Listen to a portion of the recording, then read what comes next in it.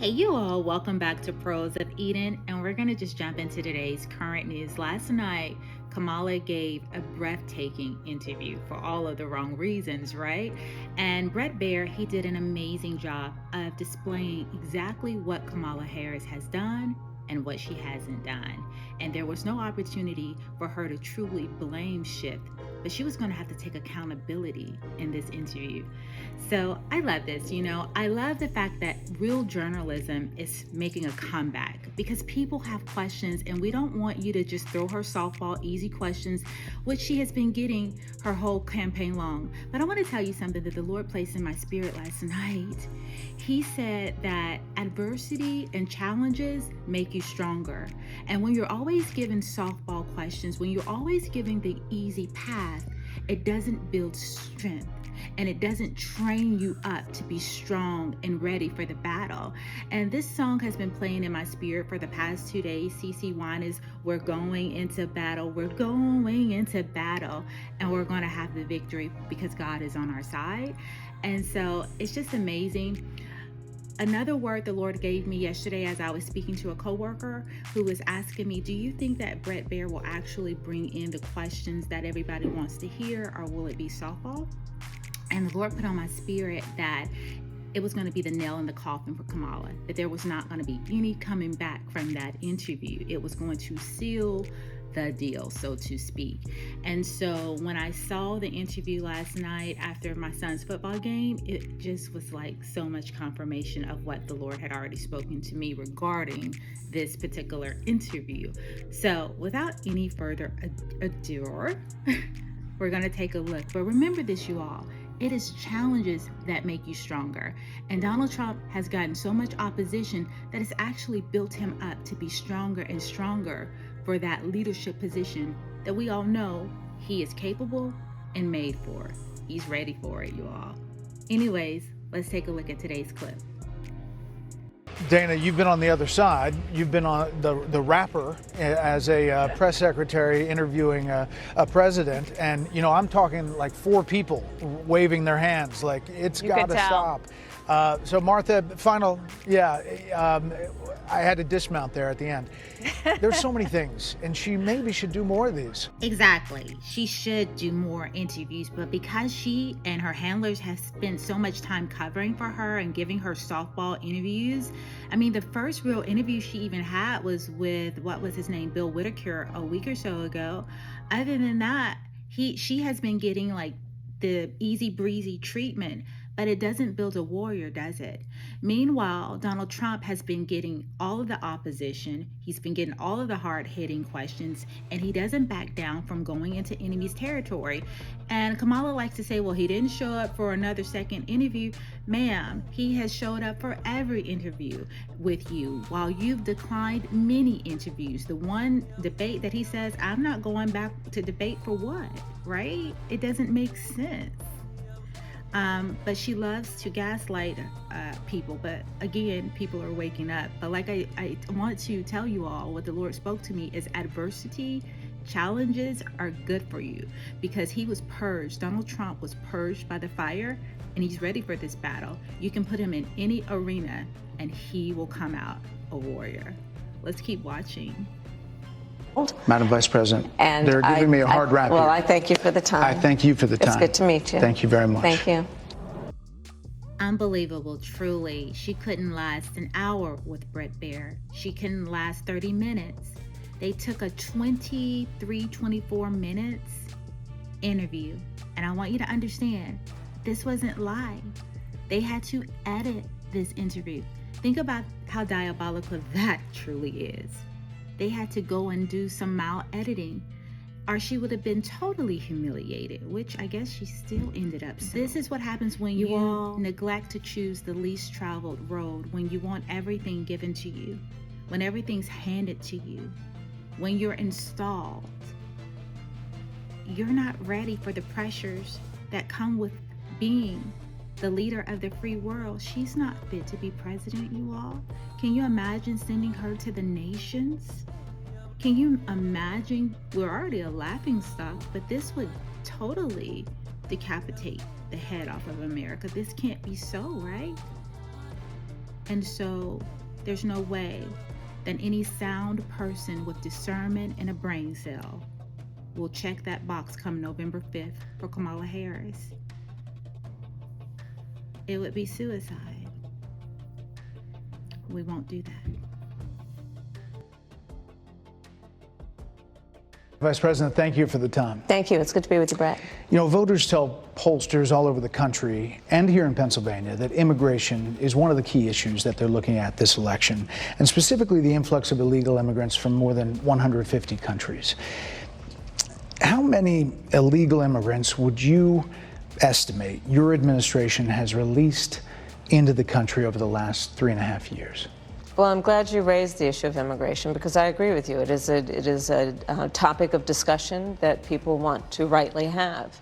And you know what I'm going to talk about. Yeah, but right do you, now, just a number. Do you think it's 1 million, 3 million? Bret, let's just get to the point. Okay, the point is that we have a broken immigration system that needs to be repaired. So your Homeland Security Secretary said that 85% of apprehensions. I'm not finished. We have it's a an rough immigration estimate of system 6 million people have been released into the country. And let me just finish. I'll get to the question, I promise you. I was beginning to answer. And when you came into office, your administration immediately reversed a number of Trump border policies. Most significantly, the policy that required illegal immigrants to be detained through deportation, either in the U.S. or in Mexico. And you switched that policy. They were released from custody awaiting trial. So instead, included in those were a large number of single men, adult men, who went on to commit heinous crimes.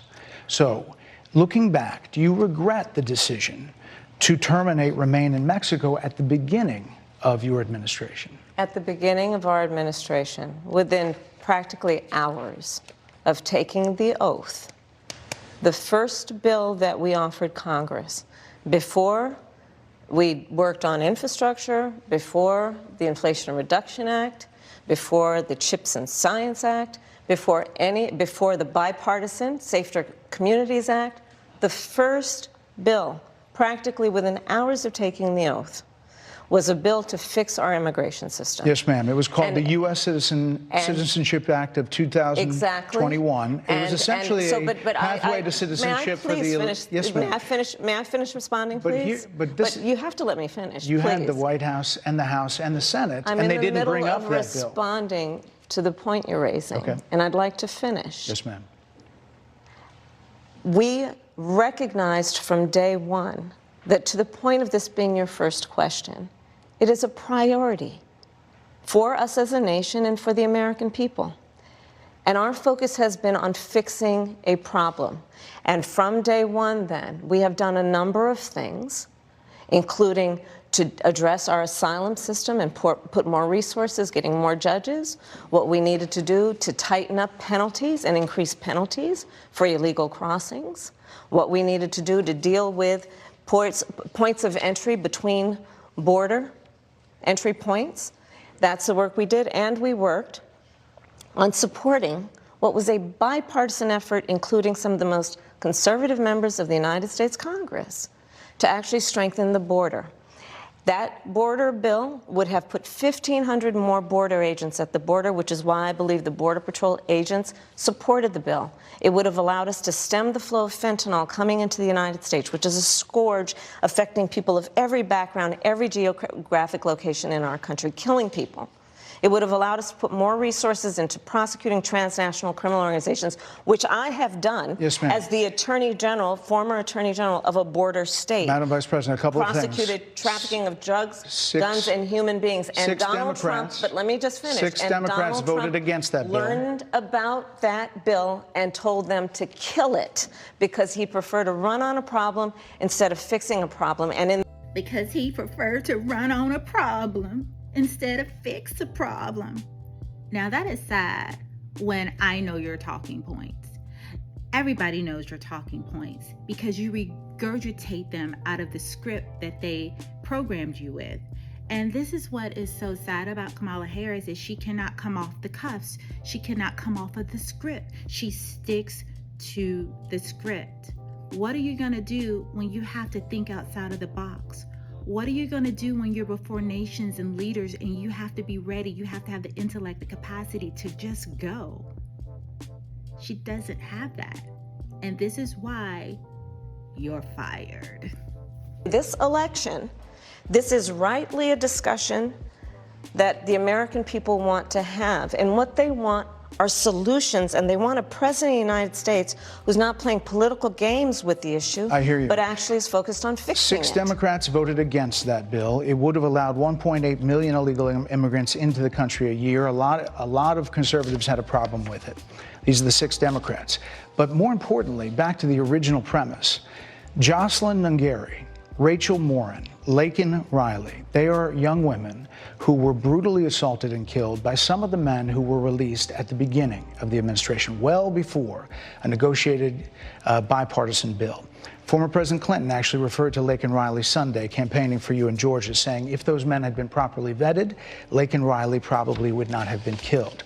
So, okay, you all, so what he's talking about, for those of you who may not follow the political news and what's been happening lately, they pulled Bill Clinton out of the archives to go on the campaign trail, much as they did with Obama, and they just keep messing it up, right? Bill Clinton actually goes out and he talks to people about how if our borders were more secure, Laken Riley and so many others like her would have never been deleted.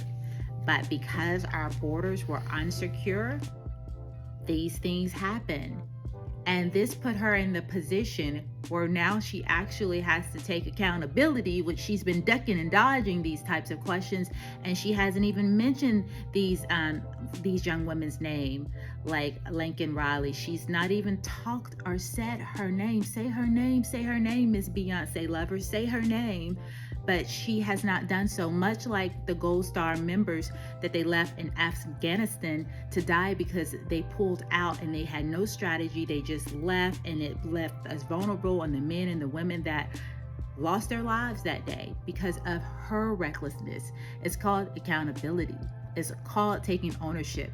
You and Joe are in the White House for the past 3.5 years.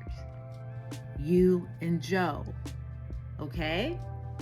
So all this running amok and trying to point the finger at Trump, who has not been in the office since 2020, no ma'am. No ma'am. It's not going to work. if it wouldn't have happened, this is well before any negotiation. This is well before Donald Trump got involved in the politics. This is a specific policy decision by your administration. Oh, go Bret Baier, go Bret, go. He is holding her feet to the fire, and she doesn't like it one bit. And you can tell by her demeanor. If you listen, my body language experts out there, you can look at her demeanor and tell that she is thoroughly displeased. To release these men into the country. So what I'm saying to you, do you owe Bret, those families an apology? Let me just say, first of all, those are tragic cases. There's no question about that. There is no question about that. And I can't imagine the pain that the families of those victims have experienced. Oh, really, Kamala? Well, why have you never reached out to them in 3.5 years? Why have you never said her name or any of the other victims' names, like Laken Riley? Why is it that you have never even honored the Gold Star members? Why haven't you ever called their families? Why haven't you ever spoken their names or offered support? Until now, until today, when you are forced to admit that you're at fault. This is an admission to guilt. And I'm here for it. For a loss that should not have occurred. So that is true. It is also true that if a border security had actually been passed 9 months ago. So, okay, I know that we don't like facts, Kamala, but that's what I like to deal in truth. And who was in the White House as Vice President, Madam Vice President, 9 months ago? Who is the border Caesar? That's you. So when are you going to take accountability for the mess that you created? It's time, Kamala. It's time. It would be 9 months that we would have had more border agents at the border, more support for the folks who are working around the clock trying to hold it all together. Madam Vice President. To ensure that no future harm would occur. And this election in 20 days will determine whether we have a president of the United States who actually cares more about fixing a problem, even if it is not to their political advantage in an election, because there was a solution, Bret. Yes, Kamala, there was a solution. And you need to go look in the mirror, because you and Joe were it, and you failed miserably. You have failed the citizens of America, and you don't get a promotion when you have done an inadequate, half-arse job. You don't get a promotion. I know you're used to taking the road least traveled. I know you're used to being placed in positions that you just don't deserve. But the gig is up. We, the American people, have become wiser and smarter to the tactics of the Democratic Party, and we say no. We say no, Kamala. The gig is up. Madam Vice President, it was a policy decision in the early part of your administration. I will let one of the mothers talk about it. Take a listen. Because of the Biden-Harris administration open border policies catch and release, they were enrolled in the Alternatives to Detention program. This meant that they were released into the United States. It was not even a full 3 weeks later that they would take my daughter, 𝔼𝕋𝔼𝕋𝔼's life. I believe the Biden-Harris administration open border policies are responsible for the death of my daughter. That's the early days. So do you owe them an apology is what I'm saying. I will tell you that I am so sorry for her loss. I am so sorry for her loss. Sincerely. She's so sincere that this is the first time that she's even said that she's sorry or even offered any kind of public attention to this matter. This is the first time. And why is she doing it? You guessed it, as always. It's a selfish reason. It's to save her own self. That's it. Because she was put on Front Street and she could not duck and dodge this question. And that is the only reason why we're getting admission that she is at fault. This administration is at fault for compromising our borders and the security of we the people. And so with that, ladies and gentlemen, this is the nail in the coffin that has done her in. It's a wrap, you all. It is over. Come November 5th, we the people will vote for Donald J. Trump for the next president of the United States of America. Welcome back. But let's talk about what is happening right now with an individual who does not want to participate in solutions. Let's talk about that as well. But do you want to answer in all fairness, I told you, I feel awful for what she and her family have experienced. During that time, you said repeatedly that the border was secure. When in your mind did it start becoming a crisis? I think we've had a broken immigration system transcending, by the way, Donald Trump's administration even before. Let's all be honest about that. I have no pride in saying that this is a perfect immigration system. I've been clear, I think we all are, that it needs to be fixed. We need more. I was just down at the border talking with border agents. Ma'am, let's be perfectly clear. The border wasn't an issue until the people demanded you do something. Then you finessed yourself to the border for a photo op, which you had never visited in your 3.5 years, and you are the border Caesar. Make it make sense. But now it matters to you because we the people demand answers? Good try though. And they will tell you, and I'm sure you probably, I know you investigate and you are a serious journalist. They will tell you, we need more judges. We need to process those cases faster. We need the support for those cases that should be prosecuted. They need more resources, and Congress ultimately is the only place that that's going to get fixed, Bret. Well, that's how this system works. That's the premise of this question. But there were that's how the 90 system plus works. executive orders that were rescinded in the first days. Many of those were Trump border policies. I'm not going to stay here because there's other things to talk about, but you frequently talk to the Border Patrol Union for support of that bipartisan bill, and they did. They supported it. But they also just endorsed Donald Trump and said, you've been, quote, a failure with border security. Why do you think they said that? Jesus. Oh my gosh, you all. Bret Baier is the man of the year, the journalist of the year. Oh my gosh, he is bringing the fire and she cannot tolerate the heat. Yes, Madam Vice President, please answer this question.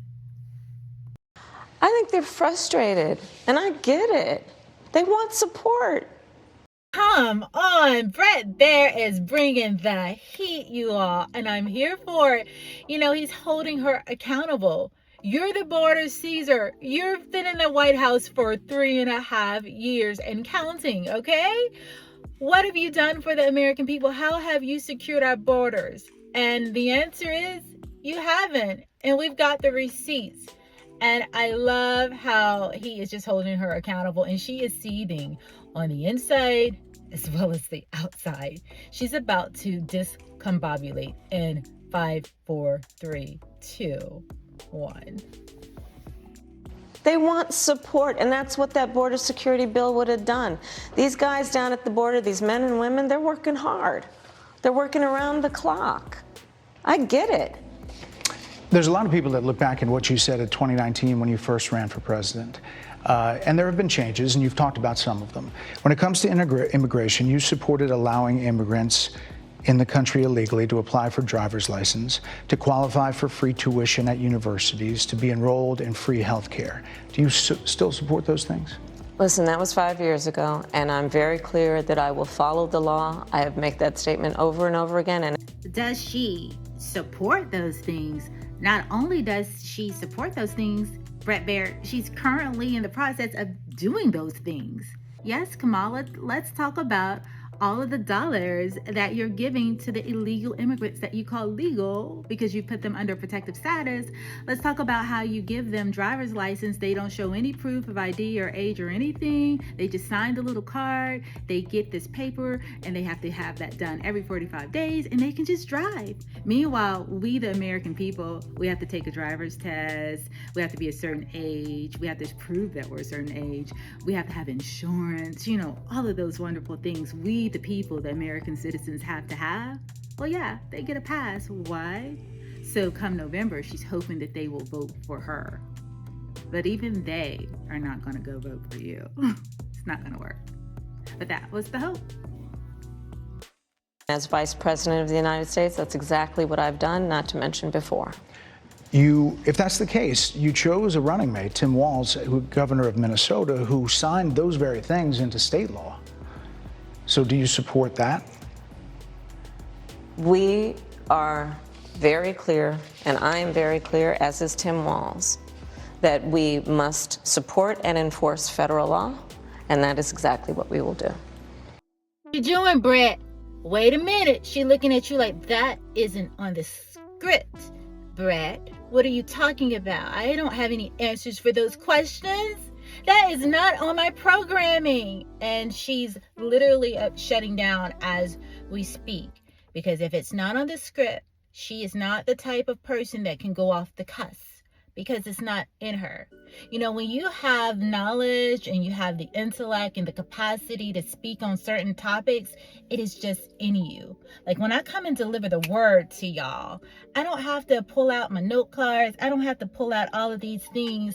It's in me, right? And I can talk freely because it's what I do, right? I'm about the Father's business. It's what I do all day, every day. It's not new to me. I'm true to this, okay?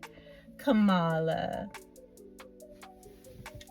So decriminalizing border crossings, like you said in 2019. I do not believe in decriminalizing border crossings, and I've not done that as vice president. I will not do that as president. So these are evolutions that you've had. Bret Baier did not come to play. He said, so these are evolutions you had, because that was not what you were speaking up until now, right? You've had a come to Jesus moment. Is that what you're saying, Kamala? No, but let's be very clear. I'm the only person who's running for president who has prosecuted transnational criminal organizations, from the Sinaloa cartel to the Guadalajara cartel, to people who have trafficked in guns, drugs, and human beings. I have spent a significant part of my career going after people who present a threat to the safety of the American people. I don't know about all of that, Kamala, but what we do know is you locked up a lot of brothers that you are endorsing and pandering to now and saying, hey, I'll get you the weed that you want and the kryptonite. But you actually locked up so many brothers, as y'all say, for marijuana. But now, as Bret Baier says, you've evolved. Look at that. And cross our border with the intent of doing us harm, and cross our border illegally. And I will do that work as vice president. I take that work quite seriously. Yes, she takes that work so seriously that it took her 3.5 years to go visit the border, and she's the border Caesar. And she takes it so serious that she did it during her campaign to be the president of the United States. She took it so seriously that she didn't do it when it was in her actual job description to do it. She only did it to get them votes, y'all. Don't be played in this season, y'all. Wake up, wake up, wake up. Don't let her play you, okay? It's time to drop that zero and get yourself a hero. Trump 2024. This is a time when voters, especially here in Pennsylvania, are inundated with commercials and ads. They just want it to stop because it's every commercial. But many of them add noise, but a few of them seem to break through. This particular one from the Trump campaign has gotten a lot of attention. Oh my gosh, look at her facial expressions. Go back, rewind, freeze. She was like, really? When Bret Baier said there's some that have done particularly well and made a lot of noise in this season, this particular one, the Trump ad, and then she just looked with so disgust. She just couldn't hide it, y'all. This is hilarious. Kamala supports taxpayer-funded sex changes for prisoners. Surgery. For prisoners. For prisoners. Every transgender inmate in the prison system would have access. So are you still in support of using taxpayer dollars to help prison inmates or detained illegal aliens to transition to another gender? I will follow the law. Bret, we all know the answer to that question. That's an absolutely yes. That's what she's ran her whole campaign on. My body, my choice, and transgenderism, that you can be what you want to be and we will fund it. That's an absolute yes. I mean, everybody knows that, right? And it's a law that Donald Trump actually followed.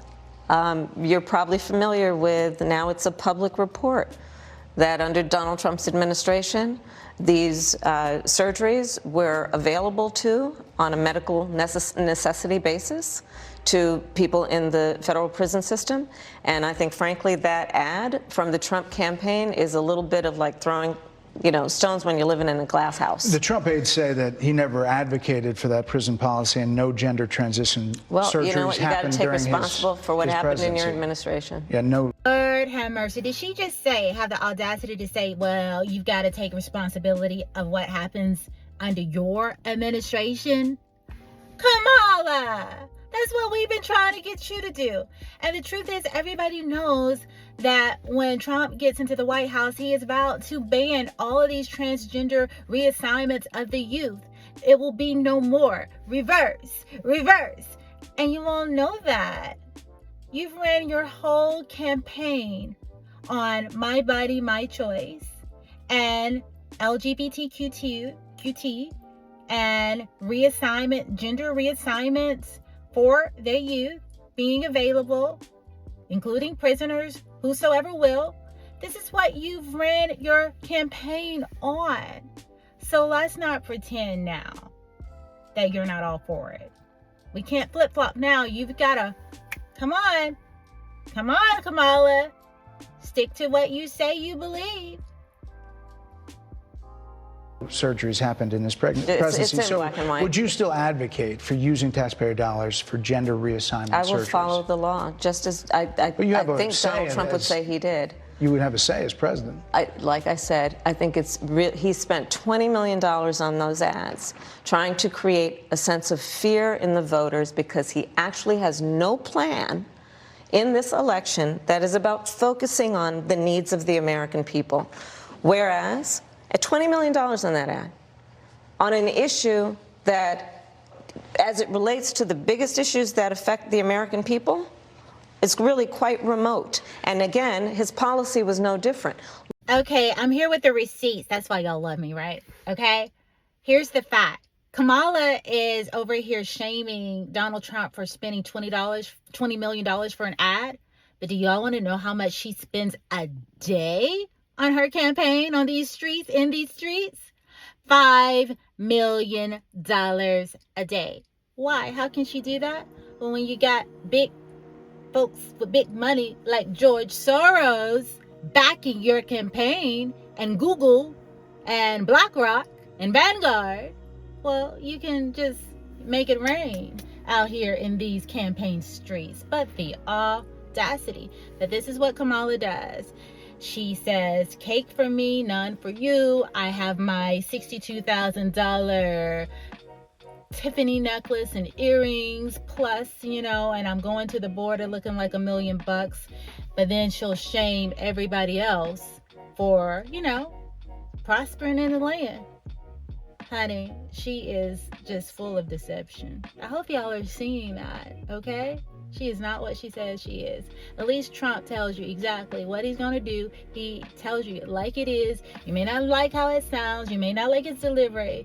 You may not like what he says, but he tells you exactly what he's going to do. Give me that all day. I don't want to be lied to. Look at where we are, though. They say on plans for the American people, I'm offering a plan to deal with affordable housing. I'm offering a plan to deal with what we need to do to strengthen small businesses, which are the backbone of America's economy. I am offering a plan that is about taking care of young parents and giving them the support they need. My plans for the economy will strengthen the economy, as have been reviewed by 16 Nobel laureates, Goldman Sachs, Moody's, and recently the Wall Street Journal, which have all studied our plans and have indicated my plans for our economy would strengthen our economy, his would make them weaker, would ignite inflation and invite a recession by the middle of next year. Those are the facts. Why do you think more people say they trust him on the economy than they trust you? I think that when you look at an analysis of our plans for what we would do as President of the United States, it has been clear to those who study and understand how economic policy works that moving forward, because I do believe the American people are ready to turn the page on the divisiveness and the type of rhetoric that has come out of Donald Trump. People are ready to chart a new way forward, and they want a president who has a plan for the future and a plan that is sound and will strengthen our country. My plan for the economy does exactly that. His plan would be, again, to give tax cuts to billionaires and the biggest corporations in our country and blow up our deficit. It's interesting you said turn the page, Madam Vice President. You were asked on 2 different shows last week what, if anything, you would do differently than President Biden. Here's what you said. Would you have done something differently than President Biden during the past 4 years? There is not a thing that comes to mind in terms of, and I've been a part of most of the decisions that have had impact. There you have it, folks. So if you want more of the same, what you're experiencing right now under the Biden and Harris, then vote Kamala and vote for war and bread lines, because that's exactly what you'd get. Under a Harris administration, what would the major changes be, and what would stay the same? Sure. Well, I mean, I'm obviously not Joe Biden. I know. And so that would be one change in terms of... Yes. But also, I think it's important to say with, 28 days to go, I'm not Donald Trump. So You're not Joe Biden, you're not Donald Trump, but nothing comes to mind that you would do differently? Let me be very clear. My presidency will not be a continuation of Joe Biden's presidency. And like every new president that comes into office, I will bring my life experiences, my professional experiences, and fresh and new ideas. I represent a new generation of leadership. That is really laughable because you have not shown us leadership. There's nothing about you that says, I'm a leader. And this is why the American people are not falling for the okie-doke, because we don't want more of the same. We do actually want to turn a page. We want to turn a page from you and Joe, Mr. President. I, for example, am someone who has not spent the majority of my career in Washington, D.C. I invite ideas, whether it be from the Republicans who are supporting me, who were just on stage with me minutes ago, and the business sector, and others who can contribute to the decisions that I make about, for example, my plan for increasing the supply of housing in America and bringing down the cost of housing, addressing the issue of small businesses, which is about working with the private sector to bring more capital and access to capital to our small business leaders, including my plan for a $25,000 down payment assistance for first-time home buyers and for small businesses, extending the tax deduction from $5,000 to $50,000. We've heard a lot about those plans in recent days. Your campaign slogan is a new way forward, and it's time to turn the page. You've been vice president for 3.5 years, so what are you turning the page from? Yes, Bret, we want to know. Well, first of all, turning the page from the last decade in which we've been burdened with the kind of rhetoric coming from Donald Trump that has been designed and implemented to divide our country and have Americans literally point fingers at each other. Rhetoric and an approach to leadership that suggests that the strength of a leader is based on who you beat down instead of what we all know. The strength of leadership is based on who you lift up. You mean how you all sent Obama in to scold the black men for not supporting you? You mean that type of division where you put people based on their race? That's how you should vote? That type of division? I mean, vote like with people who look like you and who went to school at institutions like you and grew up like you. You mean that type of division? Because I'm confused. The strength of an American president, which is one who understands that the vast majority of us have more in common than what separates us. Madam Vice President, more than 70% of people that is tell about turning the page on rhetoric that people are frankly exhausted of, Bret. More than 70% of people tell the country is on the wrong track. They say the country is on the wrong track. If it's on the wrong track, that track follows 3.5 years of you being vice president and President Biden being president. That is what they're saying, 79% of them. Why are they saying that? If you're turning the page, you've been in office for 3.5 years. And Donald Trump has been running for office. But you've been the person holding the office. Come on. Madam You Vice and I President. both know what I'm talking about. No, the hell we don't know what you're talking about, which is why we asking you these questions. We do not know what you're talking about, Kamala. I don't even think you know what you're talking about. I don't.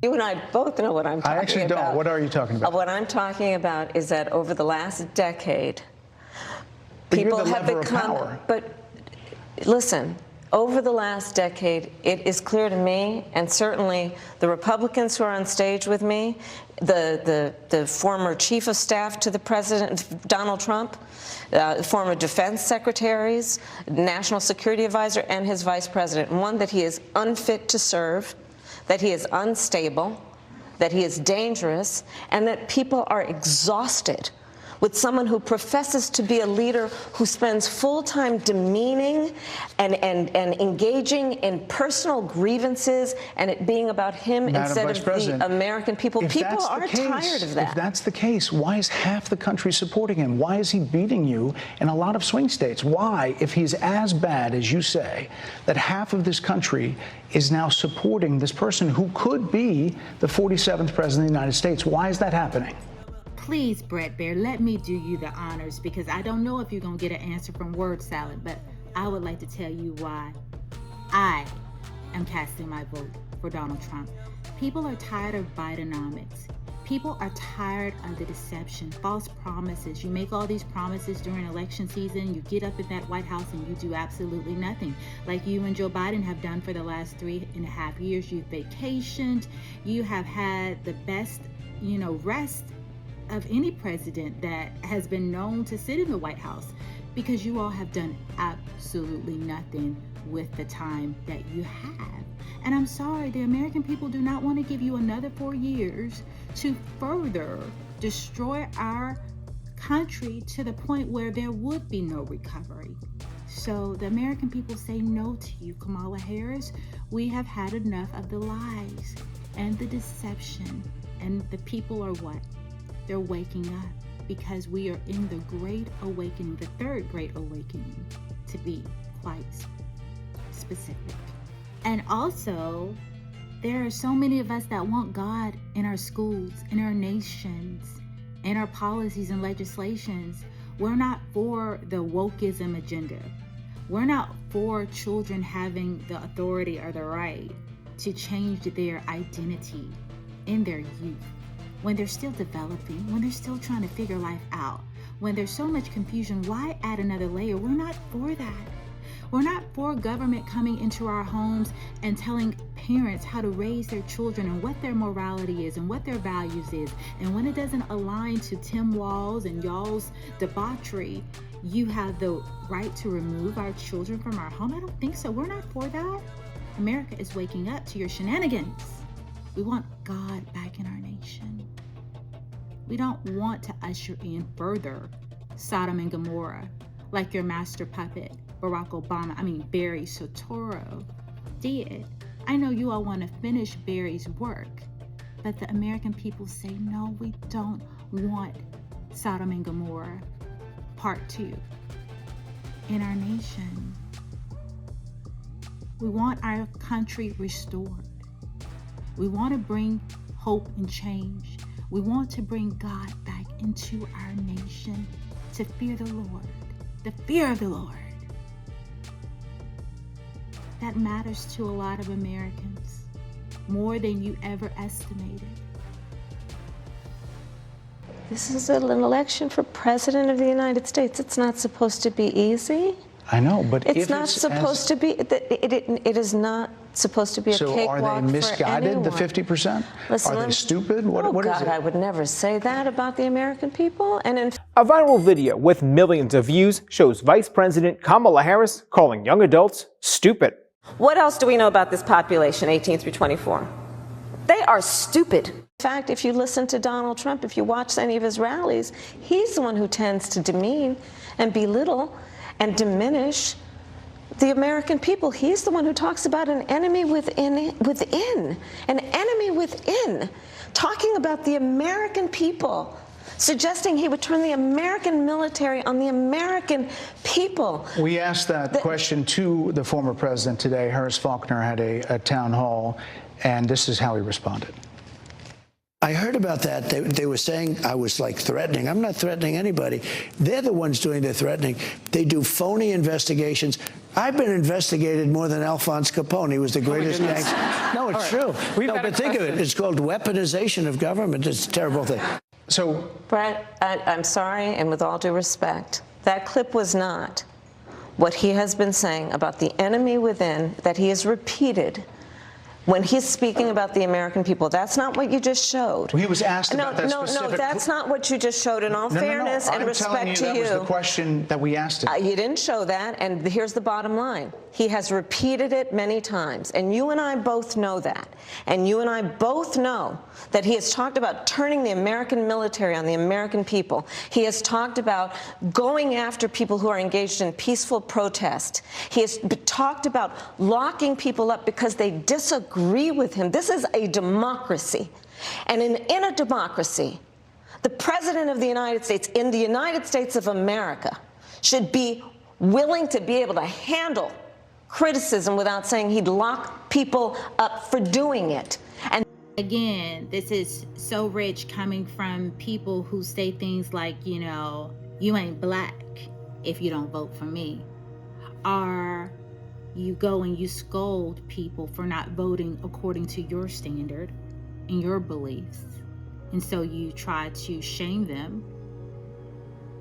The audacity. I'm telling you, they try to gaslight the uninformed voter. But once you know, and you cannot unsee it. This is what is at stake, which is why you have someone like the former chairman of the Joint Chiefs of Staff saying what Mark Milley has said about Donald Trump being a threat to the United States of America.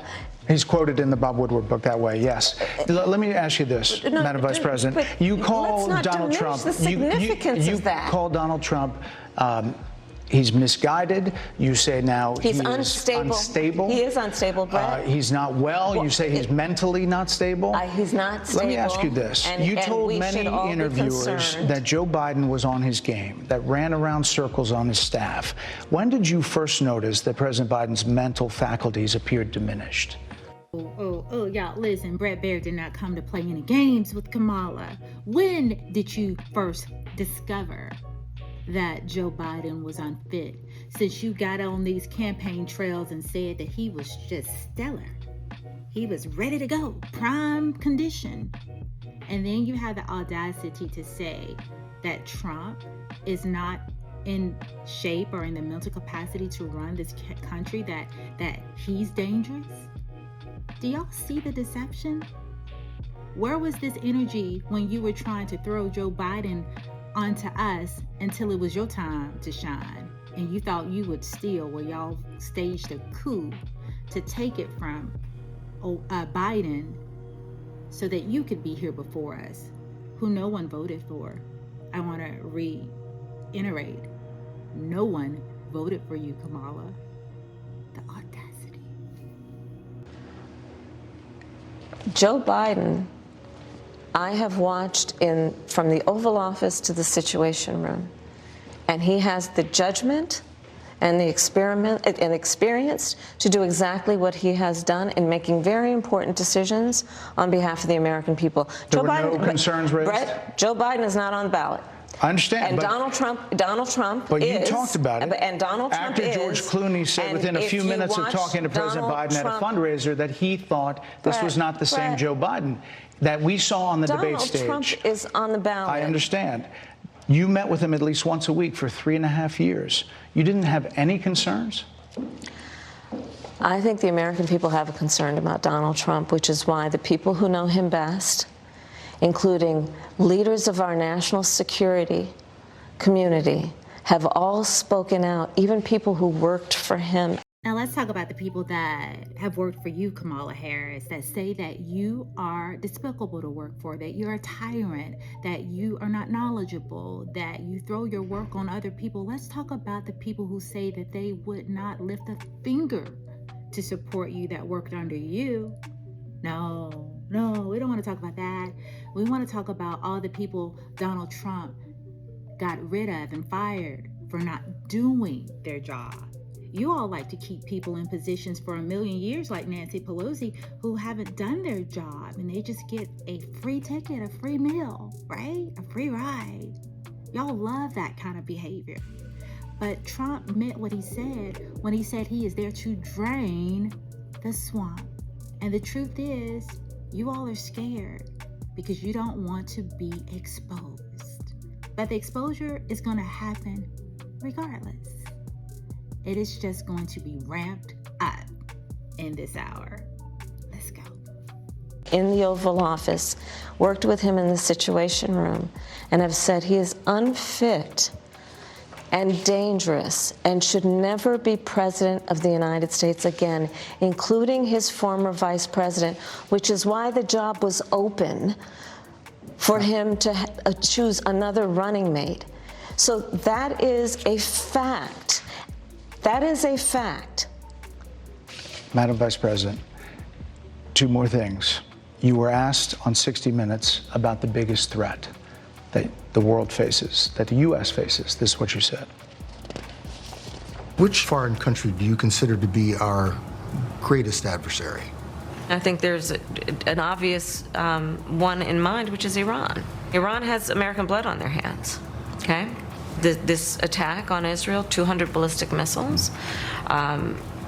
What we need to do to ensure that Iran never achieves the ability to be a nuclear power, that is one of my highest priorities. A number of experts thought you would say China. The FBI director had said that. But you said Iran. If that's the case, what do you say to critics who look at the actions of your administration and say you're not acting like Iran is the #1 threat?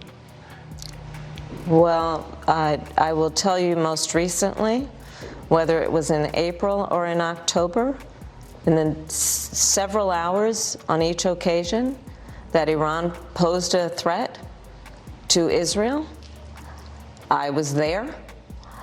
Most recently in the Situation Room, in the most recent attack, working with the heads of our military and doing what America must always do to defend and to support Israel in its requirement to defend itself, and to give American support to be able to allow Israel to have the resources to defend itself against attack, including from Iran and Iran's terrorist proxies in the region. Right. And that but those is, proxies were getting funded by my Iran. commitment to that is unyielding and unwavering. Critics just say that you either relaxed or failed to enforce sanctions on Iran, allowing all of this money to flow into Iran, like billions. Let's go back to Donald Trump, who pulled out of a deal that would have actually put Iran in check. The estimates in billions. It was during Donald Trump's that administration go towards that the Iran